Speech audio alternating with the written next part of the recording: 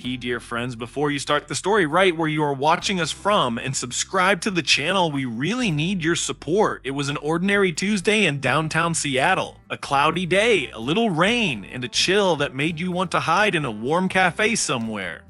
That's exactly what Jessica thought, a young girl of about 25 dressed stylishly but with a pretension. She had a designer bag in her hands, a cell phone with a gold case, and the feeling that the whole world was at her feet. She walked into a cozy cafe on the corner, The Nest. Inside, it smelled of freshly baked pastries and roasted coffee. The interior was minimalistic but tasteful. Jessica paid no attention to the other customers. She rarely paid attention to anyone at all. When she approached the counter, she placed her order without much interest while simultaneously scribbling something on her phone. "Local, what can I do for you?" smiled a young man in a black shirt without a badge. "A latte. No sugar, make it quick. I don't have time for all this," she answered without even looking at him. "Sure," he said calmly. He seemed too calm, too polite, as if he didn't realize who was standing in front of him. Jessica hated not being noticed. While the guy was making coffee, Jessica sat down at the nearest table and looked around the room unhappily. The interior suddenly seemed cheap, the music annoying, and the atmosphere too homey for her taste. What took so long? She threw toward the counter. Not even 3 minutes later, the waiter, still with the same calm smile, placed a paper cup in front of her. "Latte, no sugar." "All right." She took the glass, took a sip, and her face crinkled. "What the hell is that?" "It's not a latte. It's some kind of bitter water. Don't you know how to make coffee?" she said loud enough for everyone to hear. He looked at her calmly. "I'm sorry, I can offer a substitute. You better quit this job. If you can't even make a latte, you're a zero. You're as good a waiter as I am a plumber." Several people in the cafe turned around. The girl felt the stares, but she didn't care. She was sure that no one had the right to give her non-ideal service. She jumped up, took another sip, and, unable to hold back, splashed the rest of the coffee right on the guy's shirt. "Here's a latte for you. Maybe you'll learn how to do it," she said, and without waiting for a response, she turned and walked briskly out of the cafe. It was raining outside, and the warm latte was cooling quickly on the waiter's shirt. He stood silent, not even wiping the drops off his chest. An awkward silence hung in the cafe. A few customers quietly glanced over. Someone pulled out his phone like he was going to take a picture of something, but he just sighed, took off his apron, and walked off into the back of the establishment without saying a word. "Who the hell was that?" whispered one of the customers to the girl at the next table. "Didn't you know? That's Ivan. He owns the Nest." "What? He serves his own coffee. He often works as a regular barista to get a feel for the atmosphere. That kind of guy. Calm, smart. And his cafe is one of the best in the neighborhood." Meanwhile, Jessica had already jumped into a cab, irritated by what had happened. "Horrible service, just disgusting. I'll never go there again," she mumbled, not realizing that the world was just starting to turn a new page in her story. She had no idea that this encounter, the accidental conflict, and the spilled coffee would turn out to be a life-changing experience. Meanwhile, back at the Nest, Evan had already changed his clothes, wiped up the coffee stain, and sat quietly at his laptop. He wasn't angry, he just decided something for himself. The next day, Jessica came to her agency. She worked in marketing and PR. She was known as sharp-tongued, brash, but effective. She knew how to sell, persuade, and impress. That's why they kept her. She brought in clients, but no one wanted to have lunch with her twice. "Jess, we have news," a coworker said, peering into the office. "Don't tell me it's another order for some boring brand presentation. On the contrary, we've received a request for a complete rebranding of one of the most popular cafes in the city, and guess which one?" Jessica rolled her eyes. "Don't keep me in suspense." "The Nest." Yeah, that's the one. And the owner personally indicated that he wanted you to lead the project." Jessica looked up sharply. "What? Say that again." "He said he was impressed with your flamboyant demeanor and was confident that you would be able to express the strong character of the brand. He's a strange guy, to be honest, but he's paying me handsomely. The meeting's tomorrow. You want to go?" Her insides are all twisted up. Is this some kind of joke, or was he kidding? "Of course I'll go," she answered aloud while she thought, what kind of game is this? The next day, Jessica was dressed especially strictly. Gray suit, hair in a ponytail, minimal makeup, a business look in which she felt control and power. Inside, everything was simmering. What rebranding? Why her? Was this a trap? When she entered the familiar cafe, she froze for a second. Everything looked the same, cozy, warm, with the same aroma of cinnamon and fresh bread. Only now she felt different here, like she'd stepped into the wrong territory. Evan was sitting at one of the tables wearing a simple shirt and holding a laptop in front of him. He looked up and smiled slightly when he saw her. "Jessica, good to see you. Have a seat." She cautiously walked over and sat across from him. His calmness was annoying. He looked as if nothing had happened. "Did you set this up on purpose?" she asked bluntly. "What kind of thing? The order? The fact that I was chosen?" After she hesitated. "After you spilled coffee on me and called me names." He wasn't looking at her with anger, just interested, and that pissed her off more than if he'd yelled. "I'm not a vindictive person, Jessica, but I can see potential in people, and you have it. Even if you don't know what it is yet." Jessica didn't know what to say, sitting in front of the man you humiliated yesterday and listening to him praise you for your potential. It was confusing. "Are you serious?" she finally said. "You could have just kicked me out, complained, put the video online." "You could have," Evan said calmly, "but why? We all get out of shape. People snap sometimes. It doesn't take away from their ability to grow." He leaned back in his chair and tilted his head slightly. "I want to change the nest, make it bigger, deeper, more human. And you, with your charisma, can help if you want to, of course." She felt out of place again. It wasn't like a game. He sounded sincere. No pressure, no innuendo, just a suggestion, and there was something about it that was starting to stick with her. "And if I say no, then you'll just walk away and everything will stay the way it is. But honestly, I think you'd be interested. This job isn't about coffee. It's about people. It's about how we can change. Do you want to be part of something real?" For the first time in a long time, Jessica didn't know how to answer, because something inside her trembled. For the rest of the day, Jessica couldn't concentrate. Evan's words kept rolling around in her head, not about coffee, about people. She was used to work being about numbers, deals, profits. Everything clear, rational, no drama. But this was different, something that felt like it was trying to wake up inside of her. She remembered how lightly and sharply she'd poured coffee on him. It was as if the man in front of her was not a person, but a function, a waiter. And now this same man was calling her to participate in a project where the key thing was the soul. The next morning, she arrived at the cafe earlier than she had planned, without makeup, in ordinary jeans and a sweatshirt. She wasn't recognized at once. She looked so unusual. Evan was already there, cleaning the window. "You're a little different today," he said with a slight smile. "I didn't come as a marketing shark," she replied, taking a seat. "I came to understand what you want to build and why you chose me." He put the rag aside and sat down next to her. "Because you're real, even at your worst. You're not a mask. You can talk even when it hurts. That's rare. And the nest is about real people." At that moment, she felt, for the first time in a long time, warm. As if someone saw her not through a filter, but as she was, and she suddenly wanted to stay. The next few days passed with unexpected ease. Jessica immersed herself in the project with her head. Instead of the usual presentations and cold slogans, she studied customer behavior, talked to baristas, and listened to the stories of regulars. It turned out that the nest is not just a cafe. It's a place where people come after arguments, before important decisions, to meet someone for the first time, or to cry and hide behind a cup of cappuccino. Every detail mattered here, from the height of the tables to the light by the window. "I thought rebranding was just a logo and a couple slogans," Jessica confided to Evan a week later. "Turns out it's like a soul-searching exercise. Yours, the client's, and probably mine too." He just smiled. "You know what the most important thing in a good atmosphere is? Sincerity. People can sense where they're welcome and where they just want to take their money. The nest has always been about the house. It's just that it's time for this house to be freshened up." At one point, Jessica caught herself thinking she didn't want to leave this place for the usual office routine. There was more life here than any of her ad campaigns, and something about Evan was piquing her interest.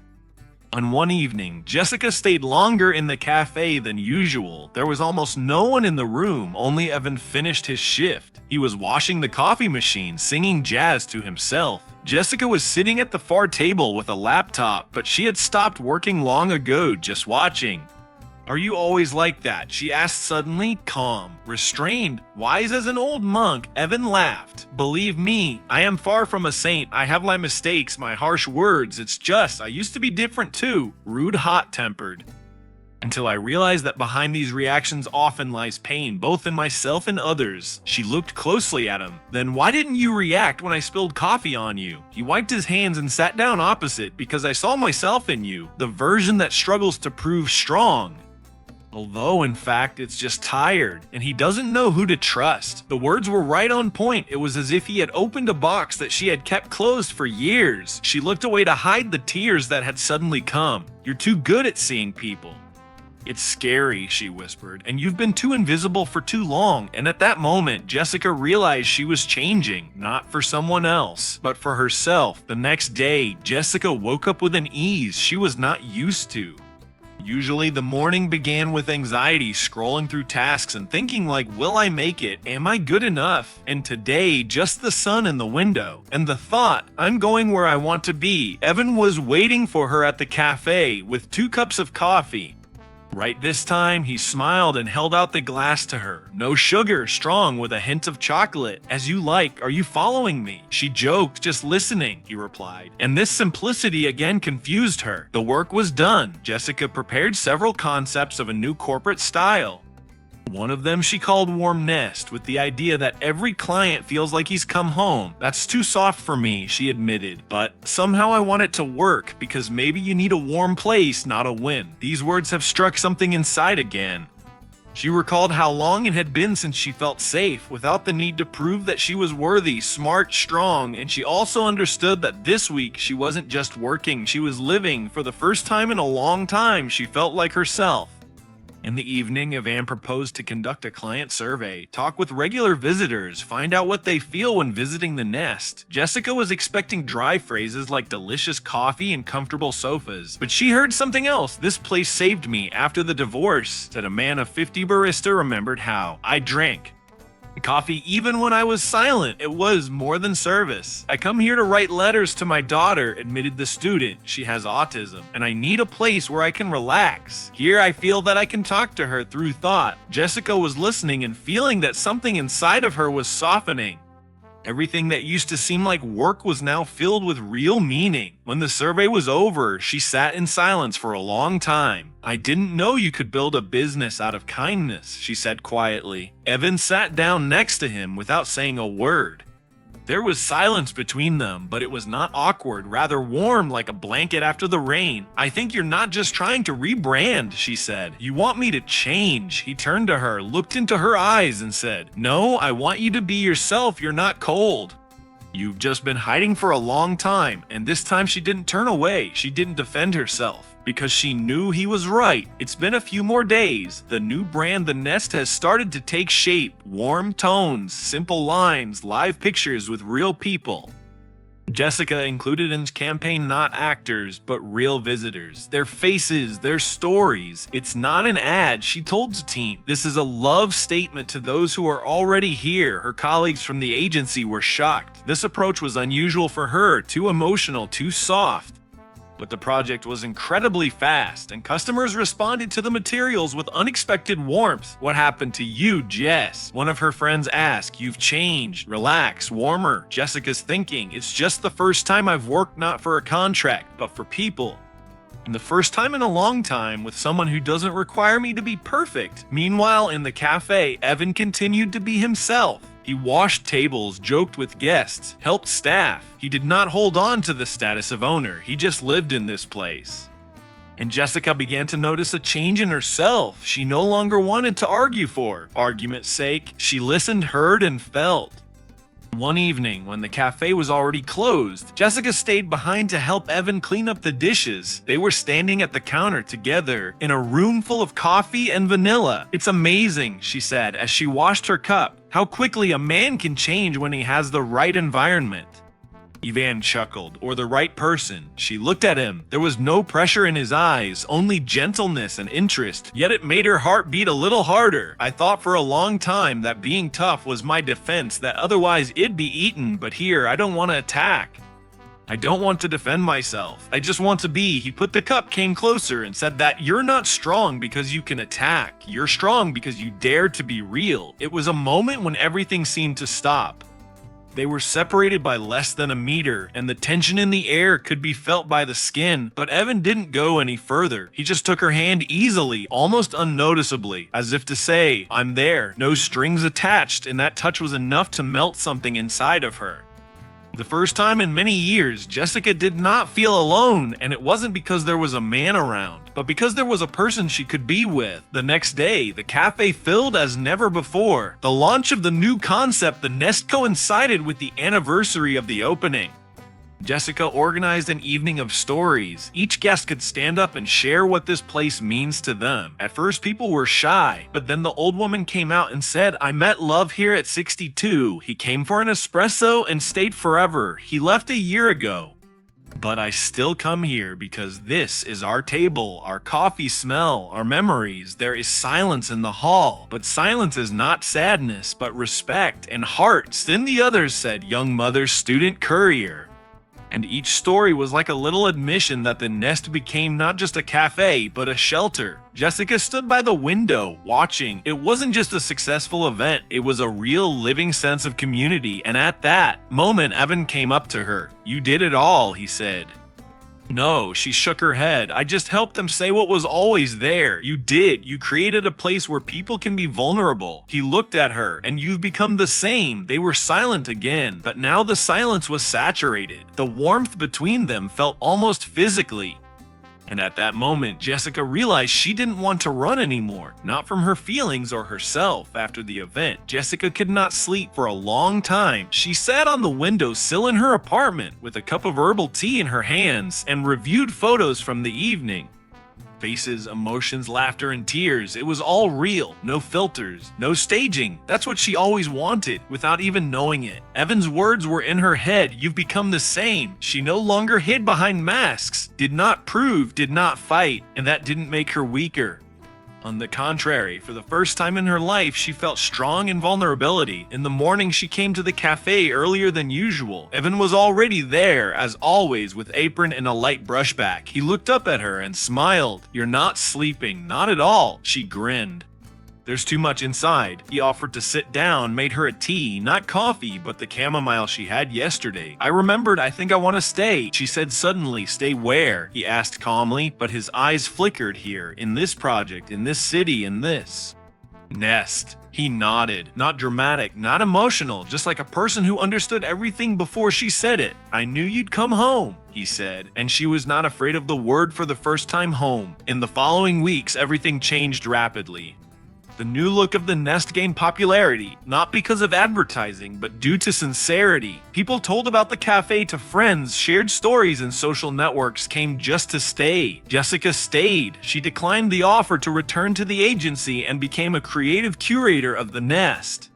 It sounded simple, but in fact, she became the heart of the project. She worked with the team, wrote text for the cafe, made short videos with guest stories. And also, with Evan, their relationship was also deeper, without loud words, no plans. Just every evening he made her tea, and she washed the last cup.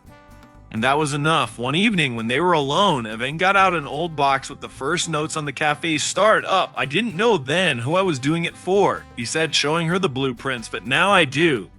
I wanted to create a place where you could breathe. She looked at him for a long time, with tenderness, surprise, something warm that could not be explained in words. I almost destroyed you first, she whispered. He chuckled, and then she breathed a new life into me.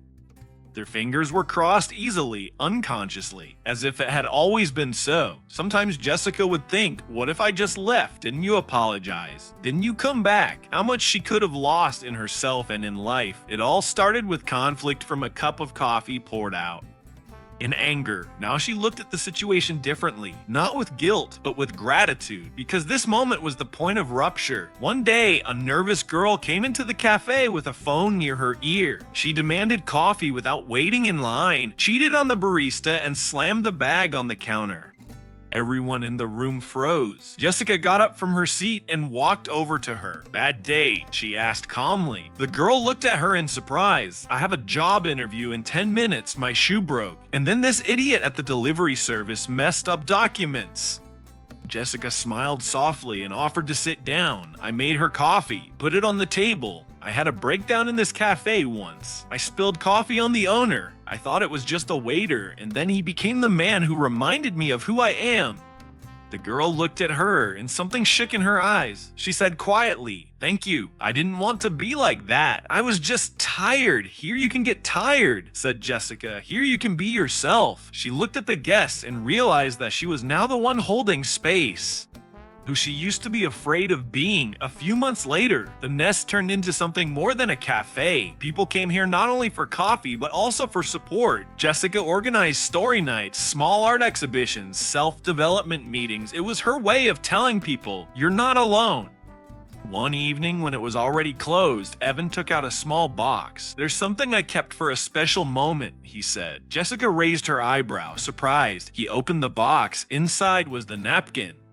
"There's a coffee stain on it and it's old illegible handwriting. That was a mistake. I'm sorry." She laughed, taking the napkin in her hand. "Did you keep this?" "Yes, because that's where it all started. Your mistake was the beginning of the right one." She came to him, hugged him, long, without words. The heart beat calmly, no hurry, just silence, warmth, and confidence. "Everything is going as it should." "Well, I didn't even know who you were at the time," she said, looking into his eyes. "But you know now," he said. "And it doesn't matter who I am by status. The important thing is that we found each other not because of what we need, but because it's real." And at that moment, Jessica realized, no matter how you enter someone's life, it matters how you stay in it. A year has passed. The Nest has not just become a favorite cafe in the area, it was on the list of the best places in town. About him wrote articles, bloggers made reviews, and local residents called it second home. But for Jessica and Evan, it wasn't about success, it was about meaning. On that anniversary, when it all started, they had a quiet evening, no noise, no cameras. They just played soft music, lit candles, and opened doors for everyone who was once part of the story. They sat together at the old wooden table by the window. That's where Jessica first saw Evan with a tray and an unhappy face. "Funny," she said. "If you had told me who you really are, you would have run." He groaned, "Maybe. But now I realize that sometimes the most important people in our lives don't come when we're ready, but when we need each other." He took her by the hand. "And stay because you choose every day." She nodded, and at that moment an elderly couple whom they had known for a long time entered the cafe. The woman hugged Jessica and said, "Thank you for keeping me warm. It's rare in this world." Jessica smiled, and her chest was so calm, as if all the way, with all the mistakes and falls, had taken her exactly to where she was meant to be.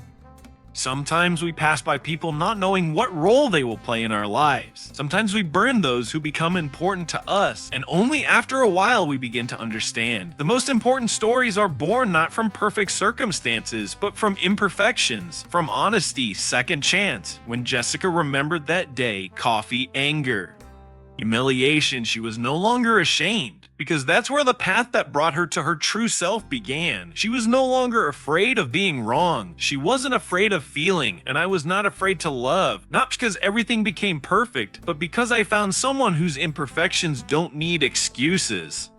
In a world where everyone is in a hurry to be right, it is important not to forget to be real. The Nest was not just a story about a cafe, it became a symbol of how someone else's eyes can become mirrors, how one mistake can become a turn, and how one sincere hand, extended in time, can change everything. In that place, everyone could be themselves, even her, even him, even you.